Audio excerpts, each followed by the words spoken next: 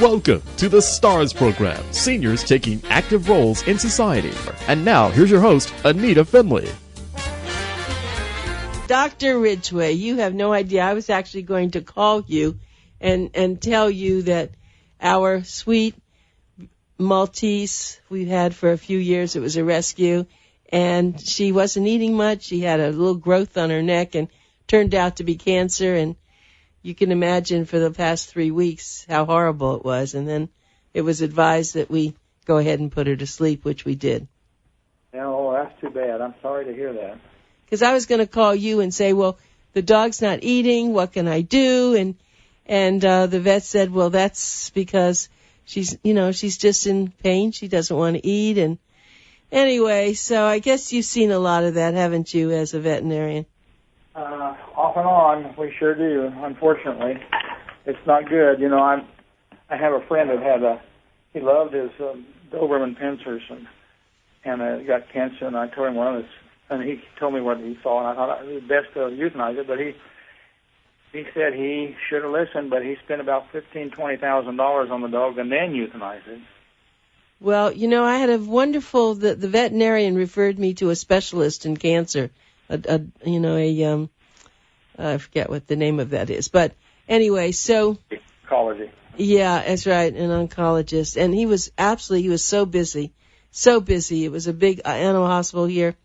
And they did all the tests. And thank goodness I did have pet insurance, but they did everything. And he said that the spleen had been totally with cancer. And then the liver, there are a lot of, signs of that. And then just too much. And he said, Anita, if I were you, if this were my dog, I would not make it suffer. Because he said, look, I can do the chemotherapy, but she's not even eating now. She'll never eat after that. So yeah. I did what he said. And the nice part was, though, it was a wonderful animal hospital, and there's a comfort room. And I sat and held her and talked with her. And so that was a good thing. It made me happier that I was with her and she had a loving person with her before that happened. Yeah. This is the dog that you just recently had? Yes.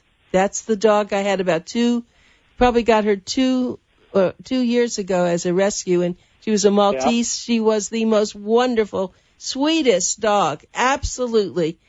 But, now, so what happened is the same lady that got her also rescues dogs all over the country, really, and she told me that there was a man that had just gotten a stroke, just had a stroke, and he was taken to a nursing home, and he had this wonderful Shih Tzu, and would I be interested? And it was 8 years old, and I said, well, let me see, and it's a male, and he's wonderful. So we have him. He's here at the studio right now. So we've saved another one, and he's saved us.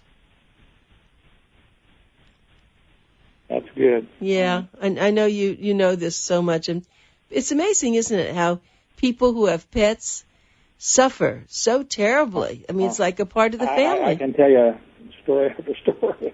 Don't tell me. The problem is I try to stay separated from it, but it's awful hard sometimes you get involved, and it's so sad. It's so sad. There's something about the love of a pet, whether it's a dog or a cat.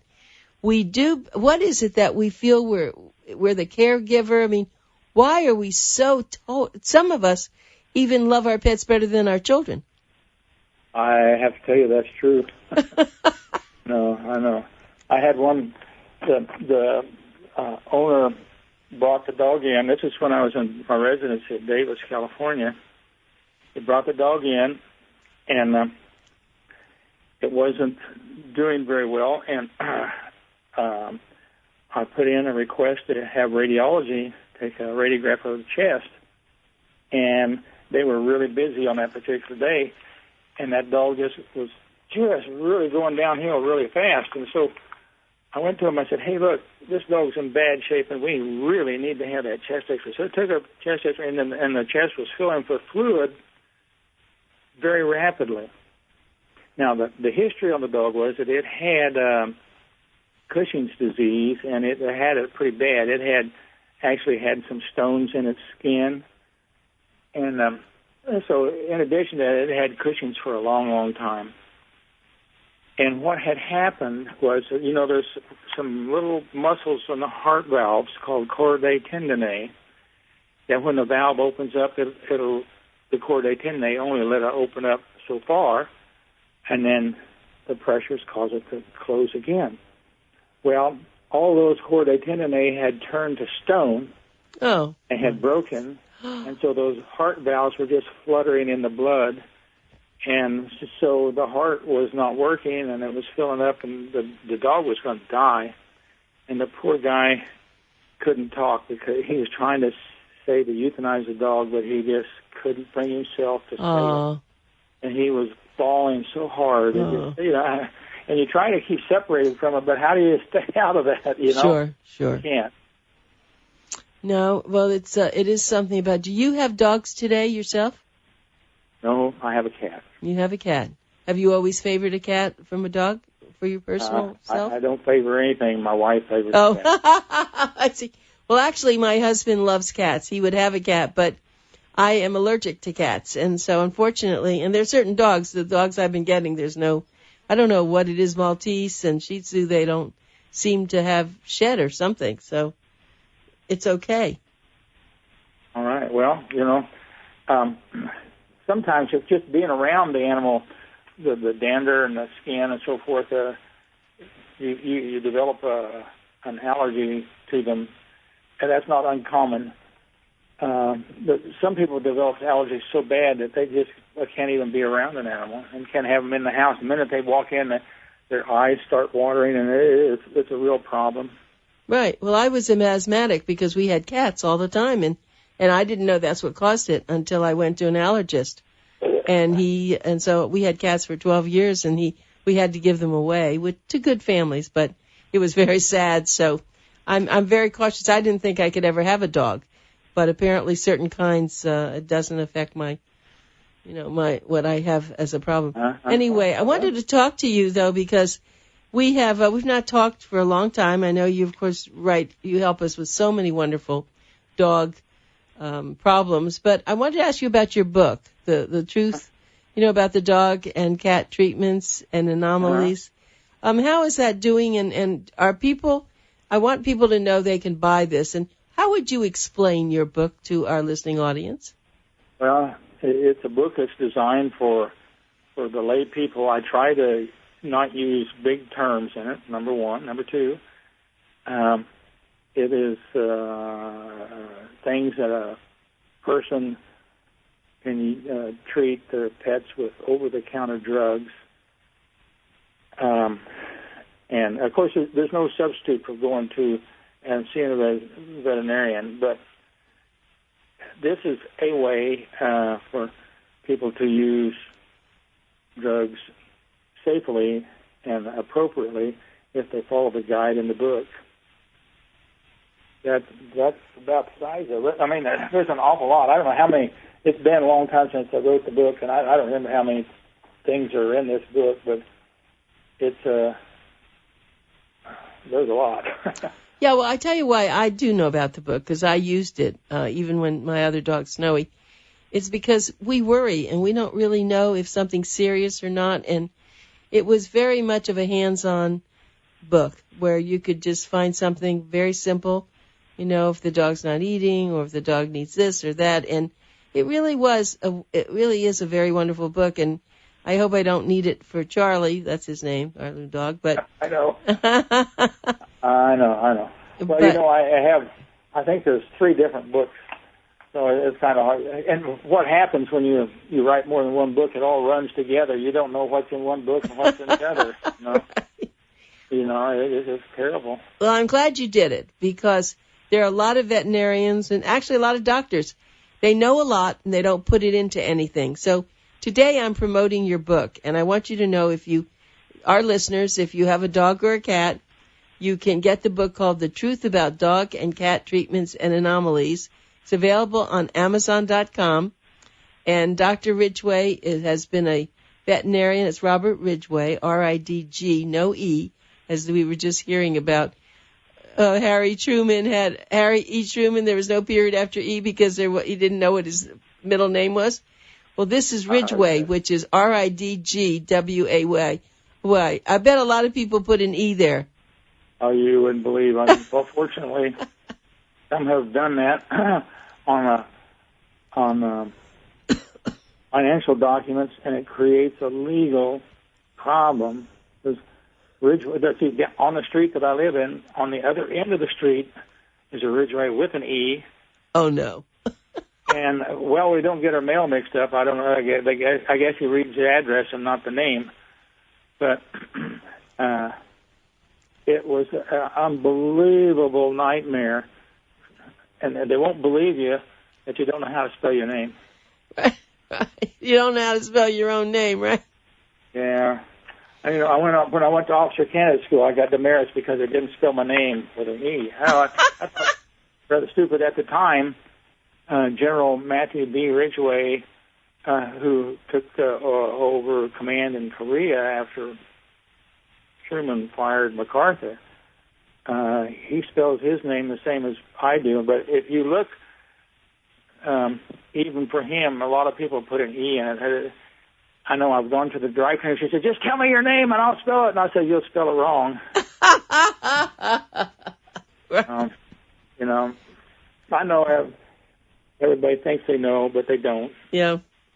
And I don't know why somewhere along the line somebody left it out, but okay, I guess it's just my cross to bear. That's the worst problem you should have. So now I want to talk about overfeeding your dog, because this dog, I'm using this time as for a professional opinion here.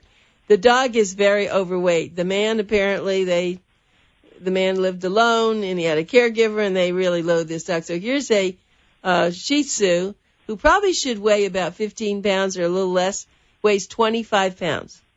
Yeah. And so he's got a big body on him. And now they want me, of course, to help him lose weight. And I'm doing that. I'm feeding him his what they gave me, which it seems like a very good food, but I'm only giving him half a cup in the morning and half a cup at night. Yep. And so my question is, will he starve? No way. I ought to have somebody give me a half a cup in the morning and a half a cup in the evening. No, he's going to do just fine. He will, huh? I've used that. I don't know if you're using Science Diet for reduction of weight. No, it's forget the name of it. They sent 2 huge bags. I don't know the name of it, but it's a meal. I mean, it's a hard food. It's little pellets, and apparently the vet said it was very good, because I asked, should I do the other? Now the trouble is that he, for some reason, I don't know, maybe I don't have the same bowl that he's used to eating. He doesn't want to eat anything from the bowl, so I sit on a chair, I put it in my hand, and I feed him, and he eats it from my hand. Well, you're going to have a dog that will only eat out of your hands. I mean... So what am I going to do? Just force him? You don't mind doing it, that's okay, but if you're going to do that day in and day out, right. That gets a pain in the gluteus maximus. You're right, and nobody can care for him. So what am I going to do? Just until he gets really hungry, just don't do it? Well, that's what I've always told people in the past. I've never had a dog starve to death yet. Okay. I've had a lot of... actually, in the AVMA journal just recently... apparently, it's an epidemic of overweight dogs. About, I forget the number that was animals, dogs and cats that are overweight is just amazing. And cats, it's popular just to put down food and let them have free choice. Well, that's the wrong thing to do too. You need to give a little bit in the morning, a little bit in the evening, and let them beg a little bit. Otherwise, you have this great big, humongous 25-pound cat, and then the problem with when you gain weight is you have the disease, diabetes that comes in, and then the next thing you know, you're injecting insulin. Right. And all you had to do was let the animal lose weight. You wouldn't have been in that mess. That's what I intend to do. I mean, this dog is so adorable, but my goodness, he has some girth around him, and so you're saying that no matter what his problem is, when he's hungry enough, he'll go to that dish and eat. Well, that's what I've told many people, and I don't know of any dog that starved to death yet. I've said that to many, many people. Okay. I don't know what they think about me when I tell them. No, I don't know. If I thought that he would eat that way, then I would do that. I don't want to do this, but I guess maybe the little bit when I first got him home, I wanted him to feel happy, and I knew he was. And that's another thing.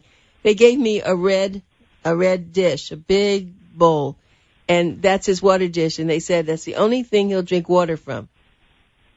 Well, and he drinks a lot of water. So I'm thinking, well, what if How much water does he drink? A lot. Well, it's a bowl of it. It just seems like he drinks. Well, that could mean that there's a problem. Yeah. If he's drinking excessive water, yeah, he might have diabetes, and he's overweight, so he's a good candidate. Well, they did a whole blood. That can cause that, but if he's drinking excessive water, that's abnormal. Okay. Well, I took him to the vet first before I accepted him, and he did a blood panel, and apparently he's okay. But I was worried too because I don't know if it's excessive or not. I mean, it's not. It's a one bowl. He only drinks half of that bowl for the day, but. Oh, well. But it seems like he's always there. Maybe he just makes a lot of noise and I notice it. I'm not sure. I'm not sure, but I was the first thing that I thought too, that he must be drinking. Maybe he has something else, but I'm going to have to watch that very carefully. Yeah. Excessive drinking of water is a sign of a disease normally. See, well, Snowy never drank much water. Urinary tract infection. It could be, right. There's other things that can cause it, but the next time you take him in, I'd tell your veterinarian that, hey, this dog seems to be drinking excessive amounts of water, and see what he or she has to say. I'm going to do that because I have to take him back anyway. He has some allergies and on his feet and all, so we're doing that. Yeah. It could be a disease problem. I'm not saying that it is. No, I agree with you. I agree. It just seems like he loves the water. And I was thinking, well, because he's hungry, he's drinking the water to fill his stomach up. No, nope. Not at all. Okay. No. Don't think that. Okay. This is why I had you on the show this morning. I'm getting free veterinarian advice here. But, but I will. I'm going to do that. Now that I know him a little bit better, I will talk about drinking all that water and see what happens. Yeah. Well, yeah, you need to do that because it could mean some other problems. And, you just had the dog that had a problem. And you just inherited another dog that's got another problem. I know, but the problem is now I just wouldn't have the heart to give the dog up. I mean, the poor little thing. I know. So, I know. So I'm going to do that. Well, tell me now that you're not in the veterinarian business, what do you do to fill your days? Well, I'm writing about my 13th book. Well, that's certainly filling your day. What is that book? The one I'm working on now is called $2 signs, the word and cents. So dollars and cents. Okay, and what does it talk about? Well, the question is there a key to financial success? And I think that I have a pretty good key to financial success if you just follow about 4 or 5 steps or 6 steps, something like that. You will be financially secure. The problem is people don't read, number one, and number two, I don't know if they believe what you're right or not. I don't know. But I do know that if they just do, and then the other thing in this book, I've made up a make-believe budget to somebody who has gone deep into debt, and I show them how easy it is to get out of debt if they just follow this simple rule. And so, I write the books with the idea that I'm going to help somebody, but on the other hand, if they don't read, how much help am I? So can you give us some secrets? Well, it's kind of hard without an illustration, but let's say first of all, you have to budget. You have to know where your money's going and how much you're spending on this product, how much are you spending on food, how much are you spending on electricity, and all those kinds of things. You have to take care of that.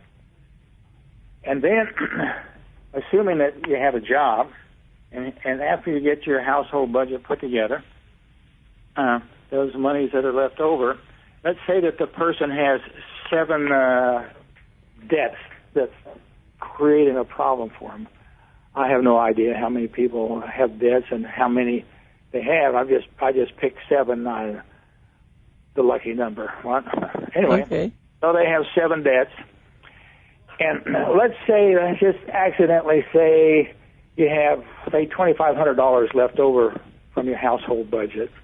I don't just picking a number, and so you divide that by 7, and that'll give you a number that you can pay each one of those debts every month. It comes out to about $300 and $385.85, somewhere in that neck of the woods, in my little example. And then you call each one of the people that you owe, and you tell them, now look, we have a little financial issue here, and this is what we can do. We can pay you $385.85 every month until we pay off our debt. And some people get really mad. You should be paying, blah, blah, blah, blah, blah, blah, blah. And, you only have so many dollars to go around. And so, I'm sorry, but that's the way it is, and that's what we're going to pay. And so you start paying that, and then say you pay off one of those 7 debts. So now you got another $385 that you can add on to some other debt. The problem is, you can't allow any new debts to be brought into the picture.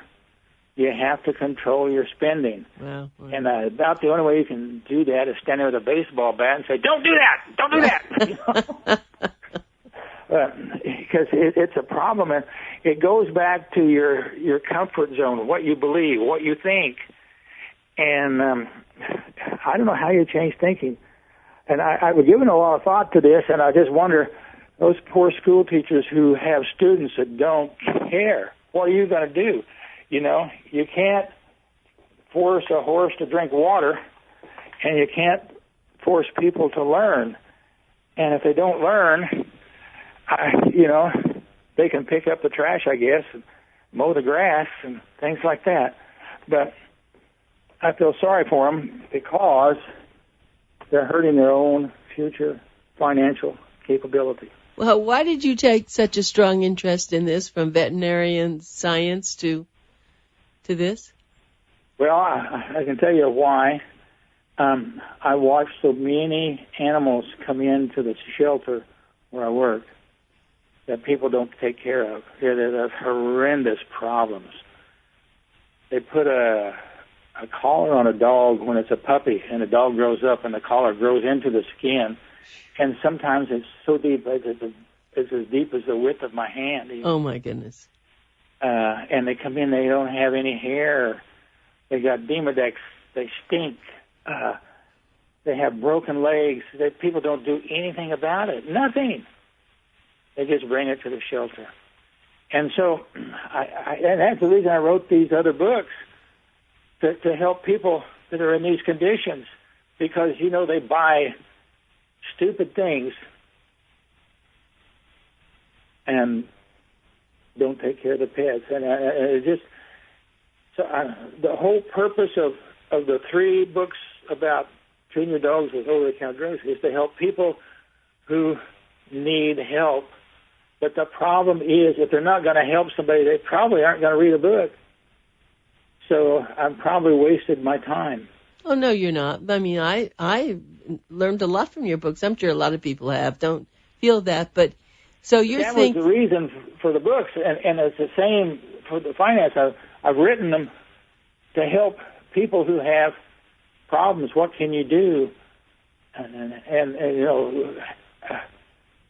debt is a real problem with people. It's just unbelievable. In our neighborhood, we have several houses that people have had banks repossess them just recently. Within 3 months, we've had 3 homes, and some of these people were thought to be super wealthy. And so what happens is, I don't know how we're getting onto this finance thing, but people spend and spend and spend, and that goes back to their comfort zone and maybe to their childhood on how they were brought up, and they just haven't shifted gears. The most important thing about finances, and then I'll get off of it, is the way you think.